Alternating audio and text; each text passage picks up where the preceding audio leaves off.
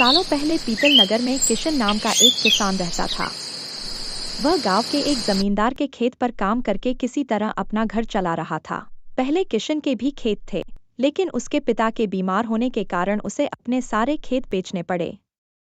मजदूरी में मिलने वाले पैसों से पिता का इलाज कराना और घर का खर्च चलाना मुश्किल हो रहा था।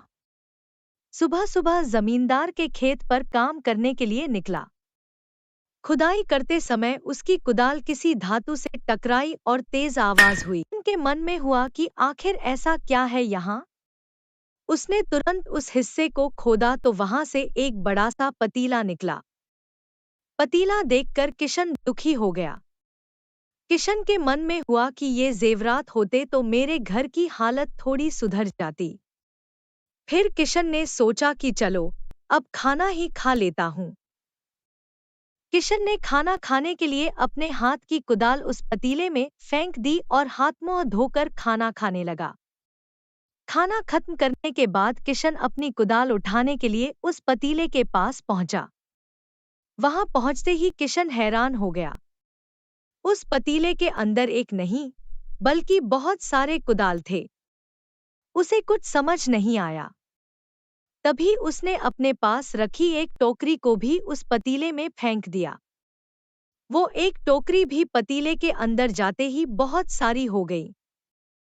ये सब देखकर किशन खुश हो गया और उस जादुई पतीले को अपने साथ घर लेकर चला आया। एक दिन किशन ने कुछ गहने खरीदे और उन्हें भी पतीले में डाल दिया। वो गहने भी बहुत सारे बन गए।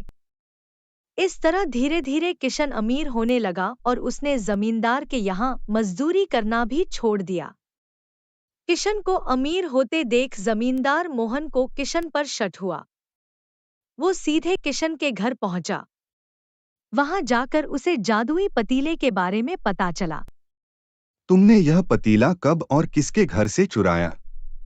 साहब, ये पतीला मुझे खेत में खुदाई के समय मिला।